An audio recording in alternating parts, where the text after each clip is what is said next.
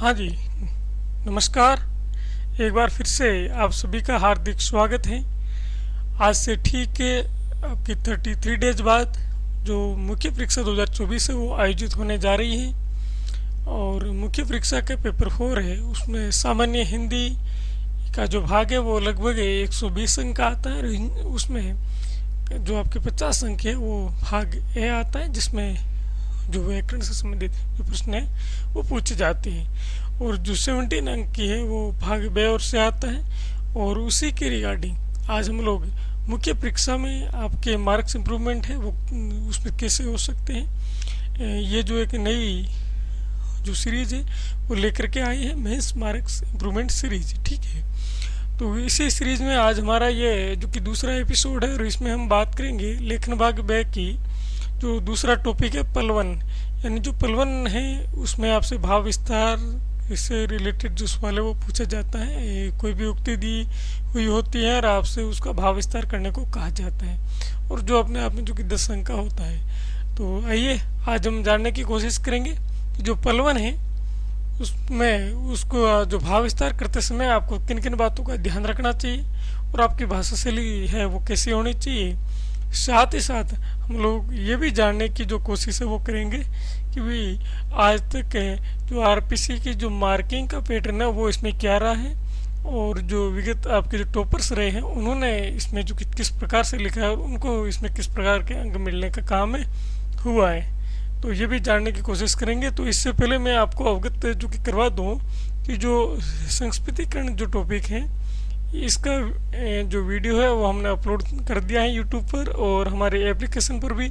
तो आप ये जा कर के इसको अवश्य देखें और ये जानें कि जो संस्कृतिकरण है इसको करते समय हमें किन बातों का ध्यान रखना चाहिए, और साथ ही साथ जो संस्कृतिकरण है और संक्षेपण है और सारांश लेखन है इनमें क्या अंतर है, ये सबसे महत्वपूर्ण रहने वाला है। तो इसको आप अवश्य देखें। और आइए हम लोग बात करेंगे अभी इस वीडियो सेशन में जो आपका टॉपिक है पलवन, यानी पलवन का अर्थ क्या है और पलवन को लिखते समय हमें किन किन बातों का ध्यान रखना चाहिए। और साथ ही साथ हम ये भी जानने की कोशिश करेंगे कि जो मुख्य परीक्षा का पैटर्न है उसमें आपके जो कि किस तरह से प्रश्न पूछे जा रहे हैं, और हिंदी बेल्ट के जो राज्य हैं उनमें आपके सवाल है वो किस तरह से पूछे जा रहे हैं और कौन कौन से पलवन आज तक पूछे गए हैं। तो ये आप अभी हम जो देख रहे हैं ये हमारी जो सामान्य हिंदी की अभ्यास पुस्तिका है उसके माध्यम से हम आज इस पर बात करने वाले हैं। और अभ्यास पुस्तिका की बात करूँ तो इसमें हमारा जो लेखन भाग का आपके टॉपिक नंबर 2 है पलवन। ठीक है, तो पलवन है उसमें आपको कोई भी उक्ति, यहाँ मैं कहूँ तो कोई भी जो दोहा है या फिर लोक प्रचलित है आपकी जो कहावत है लोकोक्ति है वो आपको दी हुई होती है और उसका आपको लगभग 100 शब्दों में उसका भाव विस्तार है वो करना होता है।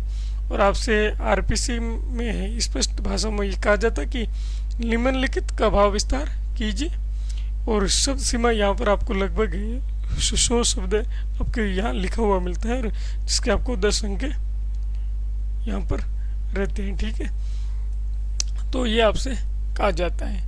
अभी मैं यदि बात करूँ तो भाव पलवन है या फिर पलवन है उसे किसे कहा जाए या फिर उसको मतलब उसे का अर्थ क्या है। तो मैं सामान्य शब्दों में कहूँ तो इसका है भाव विस्तार करना, यानी किसी उक्ति, वाक्य, सूक्ति, कहावत या जो लोक प्रचलित है लोकोक्ति है आदि में जो निहित भाव है, आदि में जो निहित भाव है उस निहित भाव को सरल, सहज एवं स्पष्ट भाषा में समुचित उदाहरणों के द्वारा विस्तार से समझाया जाता है और उसी को क्या कहा जाता है, पलवन कहा जाता है। यानी कि किसी उक्ति या सूक्ति, वाक्य है या लोक प्रचलित है लोकोक्ति या मुहावरे का जो अर्थ है, मुहावरे में जो निहित अर्थ है उसको सहज, सरल एवं स्पष्ट भाषा में समुचित उदाहरणों के द्वारा समझाया जाता है और उसे आपके भाव पलवन कहा जाते हैं। तो हम बात करें तो इसमें जो किस प्रकार के प्रश्न पूछे जा रहे हैं, तो 2023 का ये जो सवाल है ये आपके मुख्य परीक्षा 2023 में पूछा गया था कि निम्नलिखित का भाव विस्तार कीजिए। और इसमें यदि मैं उक्ति की बात करूँ तो आपके आई थी मित्रता की जो कसौटी विपत्ति है, यानी जो मित्रता है उसकी जो कसौटी है वो विपत्ति ही है। यानी जो विपत्ति आती है तब यह पता चलता है कि आपका मित्र कौन है और आपका शत्रु कौन है। तो यहाँ पर यह कहा गया था कि मित्रता की कसौटी विपत्ति है, ये आपसे पूछा गया था। और ये उक्ति यहाँ पर यह प्रश्न आपके कहाँ से पूछा गया, यदि इसकी मैं ऑथेंटिफाई की बात करूँ तो हमारे जो कार्यक्रम है उसमें भी यह हमने प्रश्न दे रखा था। विगत जो 2023 का मैच था उसके लिए हमने संकल्प 100 दिवसीय दैनिक अभ्यास कार्यक्रम जो कि चलाया था, उसमें डे 18 में हिंदी में हमने जो सवाल दिया था जो कि पलवन का, ये आप यहाँ पर जो कि देख पा रहे हो, और डे 18 और जो तारीख थी 28 दिसंबर, ठीक है। और उसमें दिया गया था विपत्ति मित्रता की जो कसौटी है, विपत्ति मित्रता की जो कसौटी है, ये दे रखा था और यही आपके मुख्य परीक्षा में पूछा गया था। आई होप, मुझे आशा है कि जो अभ्यर्थी हमारे मैच दे करके आए थे और जिन्होंने इनमें से बहुत सारे अभ्यर्थी हैं जिन्होंने स्पेशली मुझे जो कॉल और मैसेज के द्वारा बताया था कि सर हमारे यहाँ से हूबहू जो सवाल है वो पूछने का काम हो गया है, हमें एकदम अच्छे से उसका जो भाव विस्तार है वो करके आए हैं। तो मुझे उम्मीद है कि उन्होंने जो बेहतर अंक है वो मिलने का काम होगा। इसके अलावा जो कि प्रतिज्ञा अभ्यास कार्यक्रम है इसमें हमने पलवन की जो बुकलेट है वो भी हम दे रहे हैं, जो वर्तमान में कार्यक्रम चल रहा है उसमें भी दे रहे हैं। तो उसमें 100 से 120-25 जो पलवन है उसका जो भावार्थ है यानी उसका भाव विस्तार है वो हमने दे दिया है। तो उनमें भी जो क्रमांक नंबर 37 है वहाँ यह आपको देखने को मिलेगा। तो मैं आपको जो कुल मिलाकर इसके माध्यम से बात करूँ तो जो पलवन का प्रश्न है तो वो लगभग आपके जो कि 10 अंक का प्रश्न है वो हमारे कंटेंट से आपसे बैठ जाते हैं, आपको बाहर जाने की कहीं नीड नहीं होती है, ठीक है। साथ ही अब हम ये जानने की कोशिश करेंगे कि जो भाव पलवन है उसको करने की जो प्रक्रिया है वो निश्चित प्रक्रिया क्या होनी चाहिए। नहीं, आपसे एग्जाम में इस प्रकार से प्रश्न पूछा जाएगा, मित्रता की जो कसौटी है विपत्ति है, इस प्रकार से यदि पूछा जाता है तो सबसे पहले आपको क्या करना है, जो उक्ति दी हुई है उसके अर्थ को आपको जानना है, अर्थ को समझना है, और उसके बाद उस अर्थ का जो मूल भाव है उसको स्पष्ट करने वाले जो विचार बिंदु हैं उनको आपको विचार बिंदुओं पर आपको लिखना है, विचार बिंदु लिखना है कि हम कौन कौन से विचार बिंदु हैं जिनके माध्यम से मैं इसके मूल भाव को विस्तार दे सकता हूँ, ठीक है।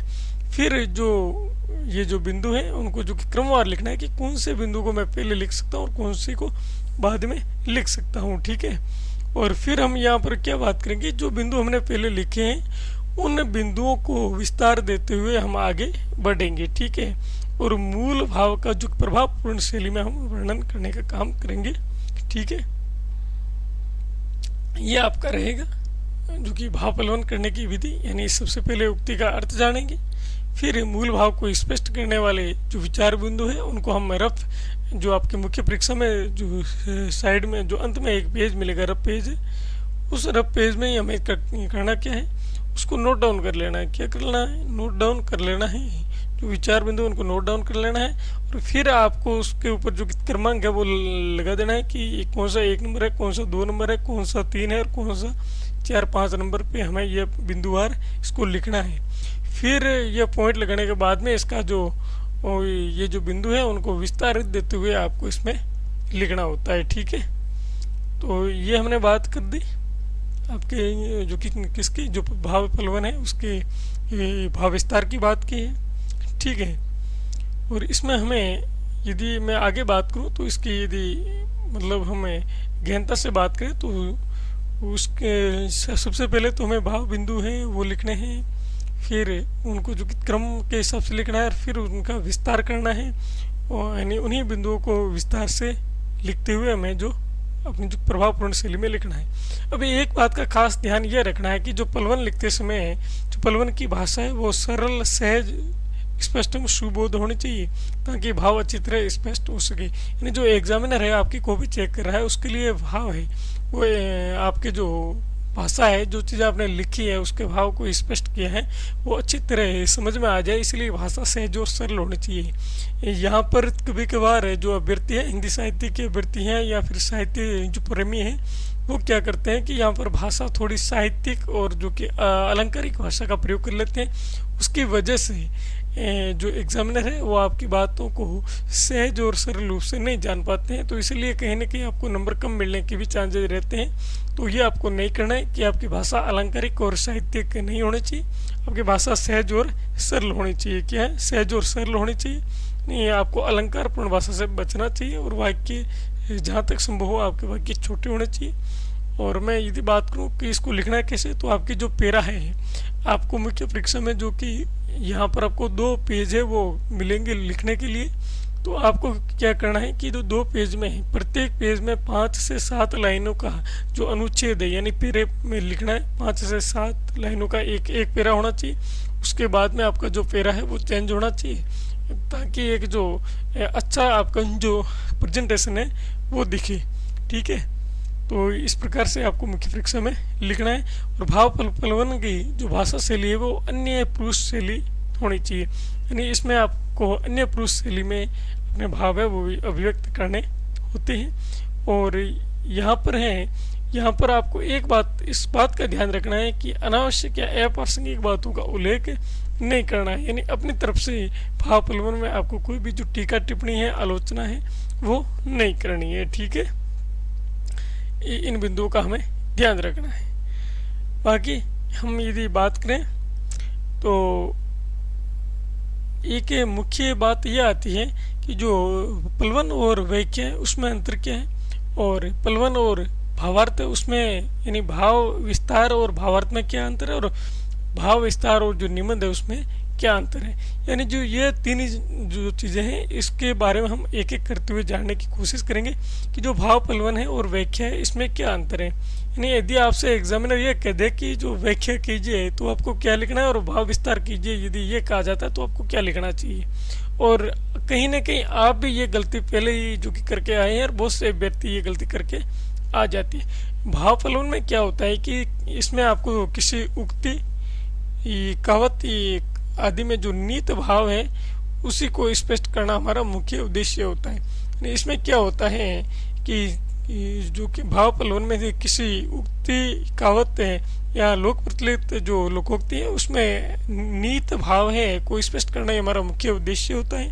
जबकि जो व्याख्या होती है उसमें क्या होता है कि किसी उक्ति ही, कहावत या लोकोक्ति में जो नीत भाव है उसको स्पष्ट करने के साथ साथ उस पर टीका टिप्पणी करना, उसकी समीक्षा अथवा आलोचना करना भी इसमें शामिल होता है।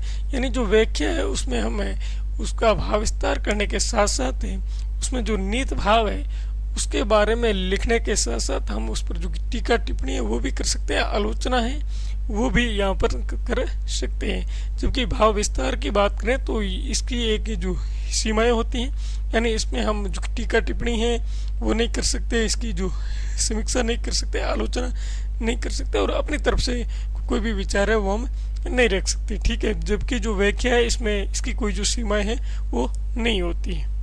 ठीक है, वो भाव पलवन में हमारे लिए क्या होता है कि उक्ति जो हमें जो उक्ति या पंक्ति वहाँ पर हमें दी हुई होती है उसका सोर्स क्या है, यानी जो संदर्भ है और उदाहरण है उसका उल्लेख करना कोई आवश्यक नहीं है। यानी भाव पलवन में यदि आपको भाव विस्तार का कहा जाता है तो आपको जो पंक्ति है उसका सोर्स लिखना अनिवार्य नहीं होता है। ठीक है, जबकि जो व्याख्या है, व्याख्या करते समय हमें उस पंक्ति या उक्ति है उसका संदर्भ और उदाहरणों का उल्लेख करना आवश्यक हो जाता है, यह इसका एक अनिवार्य गुण है। ठीक है, और पलवन में भाव विस्तार और भावार्थ की बात करें तो भावार्थ है यह भाव पलवन या भाव विस्तार का ही एक भाग कहा जाता है। क्योंकि भाव विस्तार में क्या होता है कि आपके जो दी हुई जो उक्ति है उसमें जो निहित भाव है, यानी जो मूल और गौण भाव है वो दोनों की व्याख्या की जाती है। यानी उक्ति में निहित है,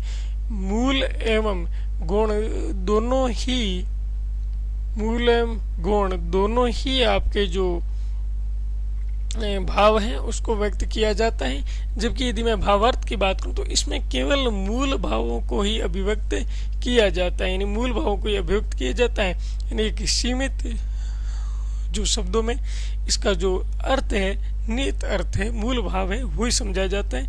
लेकिन इसमें कोई इसकी सीमा नहीं होती है, आपको 100 जो शब्द है उसमें कहा जाता है।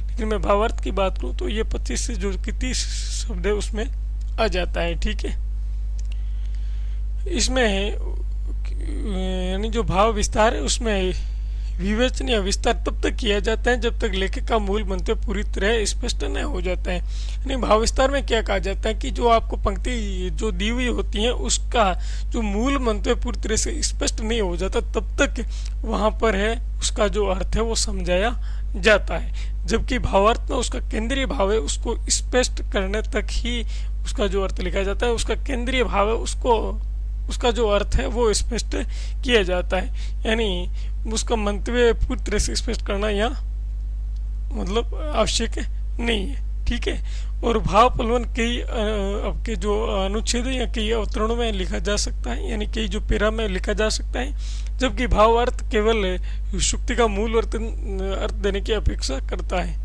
नहीं, जो आपको दी हुई उक्ति है उसका केवल मूल अर्थ है वही आपसे लिखने की अपेक्षा की जाती है, वह ज़्यादा नहीं, केवल 25 से 30 जो वर्ड है उसमें आप उसको लिख सकते हो।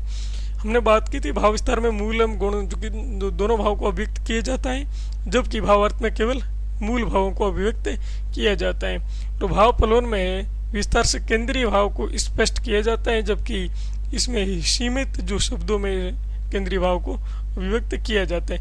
अभी हम बात करें कि पलवन यानी भाव पलवन है, यहाँ जो निबंध है उसमें क्या अंतर है। तो मैं बात करूं जो भाव पलवन है ये निबंध का ही एक प्रकार का लघु निबंध है, यानी इसे एक प्रकार का लघु निबंध ही कहा जा सकता है, किंतु इस पर निबंध के नियम जो है पूरी तरह से लागू नहीं होते। यानी जो भाव पलवन है इस पर पूरी तरह से जो निबंध के नियम है वो लागू नहीं होते हैं, ठीक है। जबकि निबंध अपने आप में एक विस्तृत लेख है जिसके लेखन के नियम होते हैं। जब हम निबंध लिखते हैं तो निबंध में एक निबंध की जो लेखन के नियम होते हैं, सबसे पहले हमें उसकी जो प्रस्तावना है यानी उसकी जो भूमिका है वो लिखनी होती है, तत्पश्चात हम उसका मध्य भाग है वो लिखते हैं, उसके बाद उसका जो उपसंहार है वो भी हम लिखने का काम करते हैं। जबकि जो भाव पलवन है उसमें इस प्रकार की कोई बात नहीं होती है, ठीक है। तो और यदि मैं भाव पलवन की बात करूँ तो इसके अंतर्गत यानी केवल जो साहित्यिक जो विषय है वही आएगा, ठीक है। जबकि जो निबंध है उसमें कई विषय आ सकते हैं। जैसे मैं बात करूँ तो अपने आर्यस में निबंध की बात करें तो यह निबंध है जो आपका समसामयिक आधारित भी आ सकता है, अंतर्राष्ट्रीय मुद्दों से रिलेटेड भी आ सकता है, और साइंस एंड टेक्नोलॉजी से संबंधित पूछा जा सकता है, अर्थव्यवस्था से संबंधित पूछा जा सकता है, ऐतिहासिक हो सकता है, लोग का जो कल्चर है उससे रिलेटेड करके आपसे पूछा जा सकता है, या फिर आपकी जो जलवायु है उससे संबंधित भी पूछा जा सकता है। यानी जो निबंध की बात करें तो उसमें विषयों की कोई जो सीमा है वो नहीं होती है, यानी निबंध किसी भी विषय पर आपसे लिखवाया जा सकता है, ठीक है।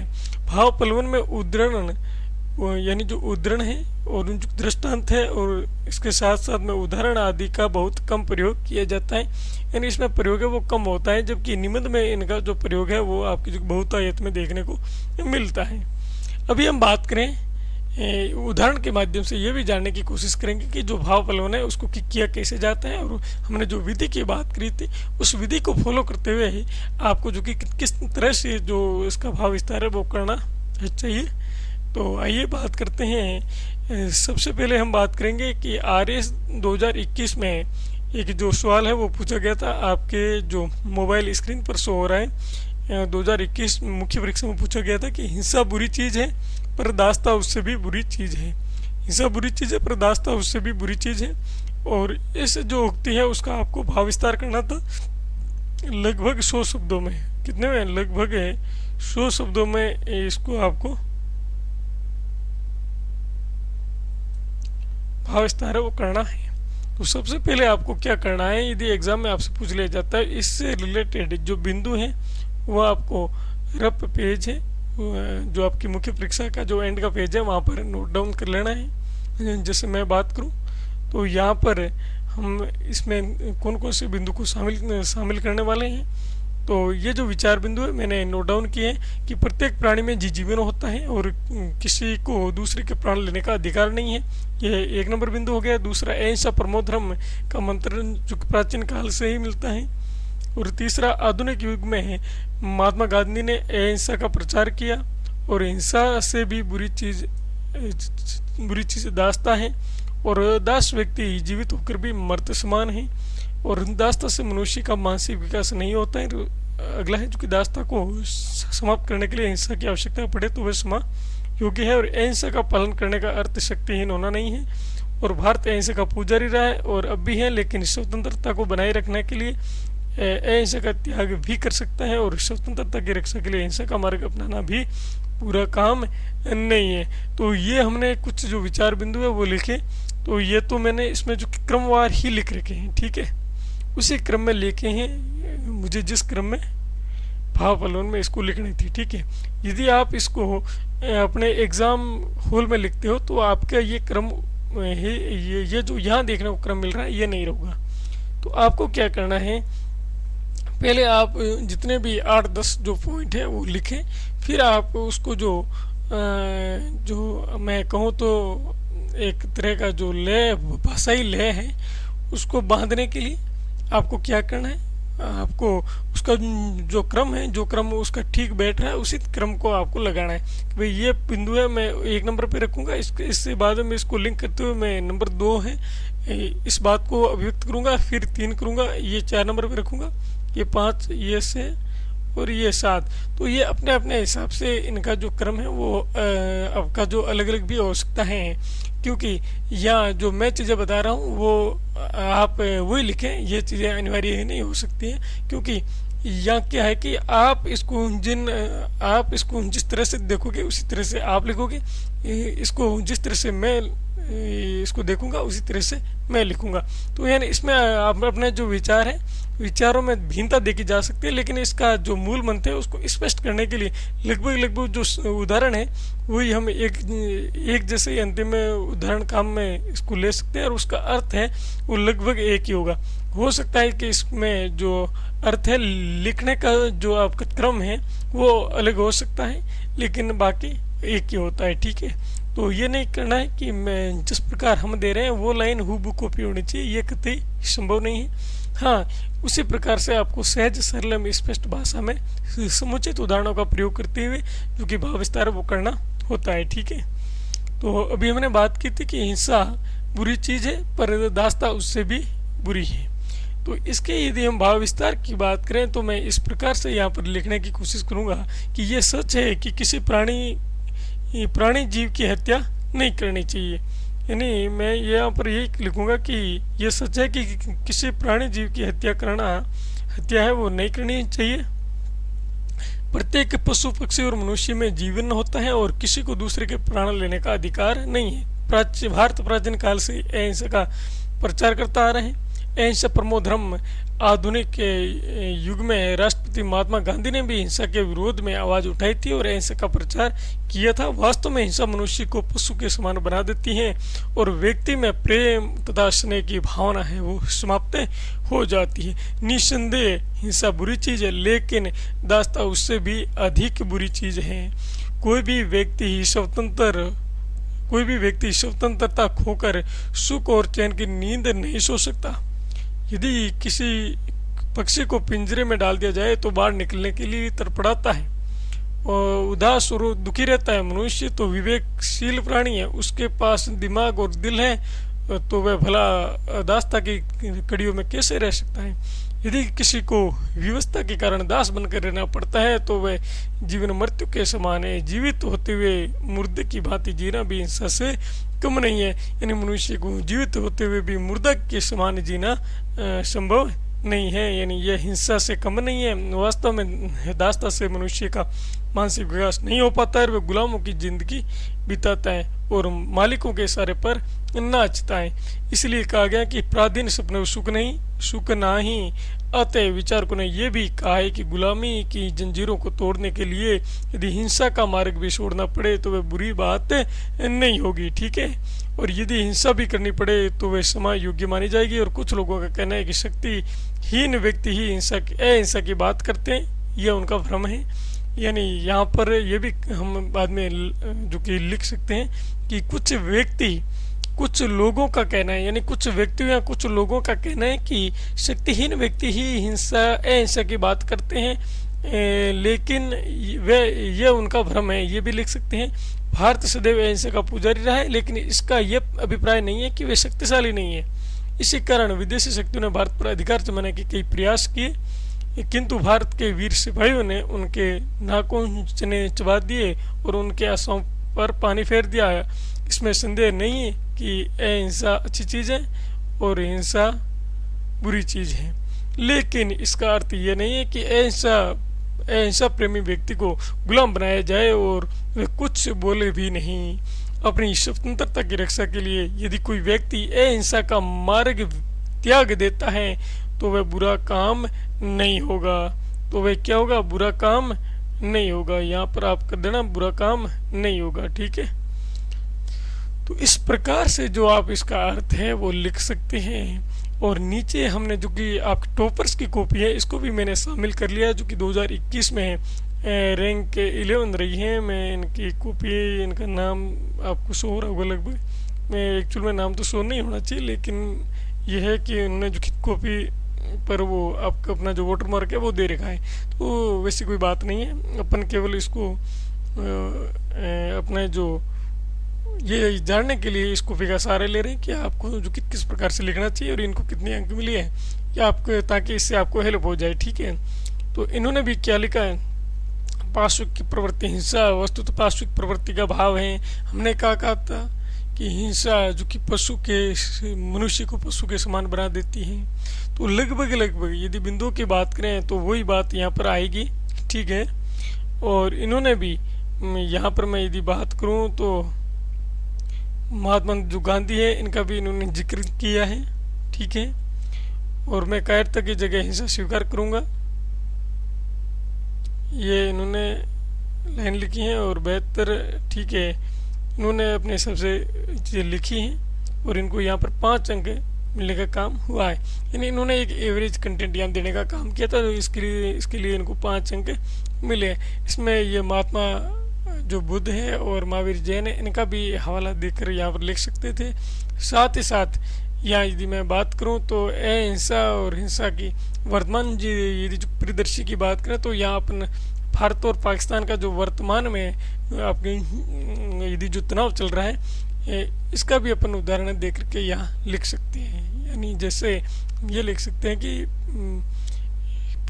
भारत हमेशा से अहिंसा का पुजारी रहा है, लेकिन इसका मतलब ये नहीं है कि भारत पर अहिंसा भारत पर है, आप इसकी आड़ में लगातार हमले करते रहो और भारत आप पर रिटेलिएट यानी जो प्रतिक्रिया है वो ना दे।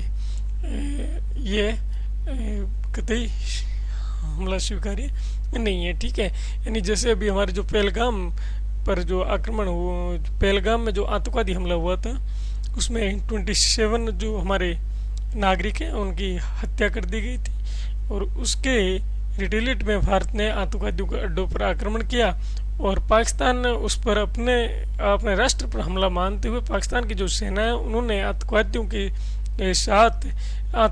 के साथ होने की वजह से उन्होंने वापस भारत पर हमला किया, ड्रोन हमले किए।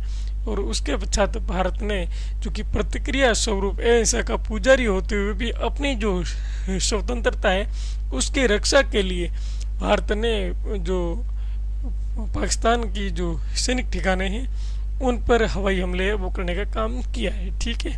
तो ये भी हम मान सकते हैं कि हिंसा बुरी चीज़ है, बर्दाश्त उससे भी बुरी चीज़ है। यदि आपको अहिंसा का पुजारी मानकर आप पर लगातार आपकी जो संप्रभुता है उस पर हमला किया जा रहा है, तो यदि आप उसके अपनी संप्रभुता बचाने के लिए या आप उसकी प्रतिक्रिया स्वरूप यदि आप हिंसा भी करते हो तो ये हिंसा कतई बुरी नहीं है, ठीक है।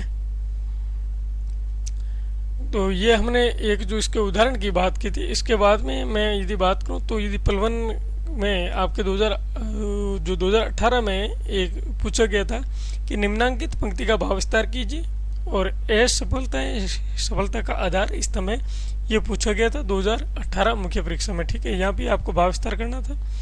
और यहाँ पर मैं यदि बात करूँ तो मेरे पास ये कॉपी है 2018 जो मुख्य परीक्षा है यानी जो 2018 की भर्ती है उसमें सबसे ज़्यादा 148 अंक जो जिनको प्राप्त हुए वो पद्मा चौधरी जी उनकी कॉपी है और उनको यहाँ पर 7 अंक मिलने का काम हुआ है। इन्होंने अपने आप में एक अच्छा करने का प्रयास किया है। इन्होंने डॉक्टर APJ अब्दुल कलाम है इनकी लाइनों को भी कोट किया है, और साथ ही साथ इन्होंने थॉमस एल्वा एडिसन हैं इनको भी, इनका भी उदाहरण देते हुए अपनी बात को अभिव्यक्त किया है, अपने विचारों को।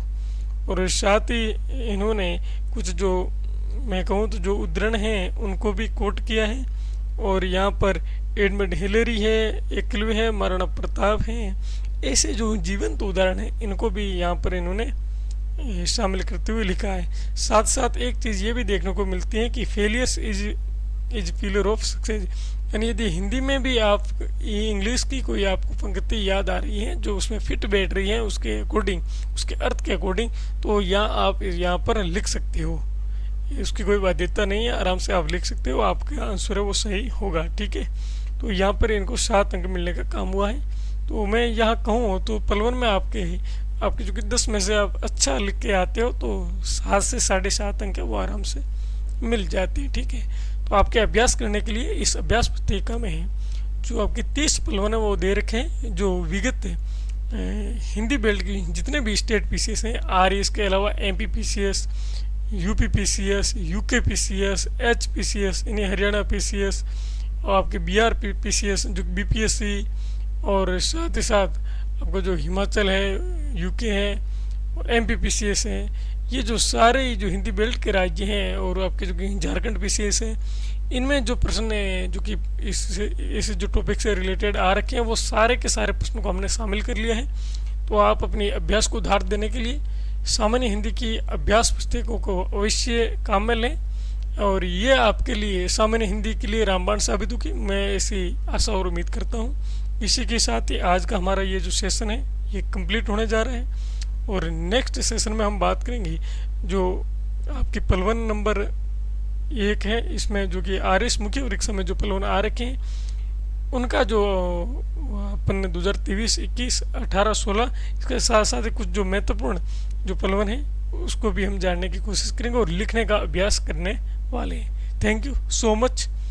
यदि आपको अच्छा लगे तो इसके बारे में मुझे ज़रूर बताएं, ताकि आपके द्वारा जो चीज़ें बताई जाती हैं उससे हमारा हौसला है वो अफजाई होता है। Thank you so much.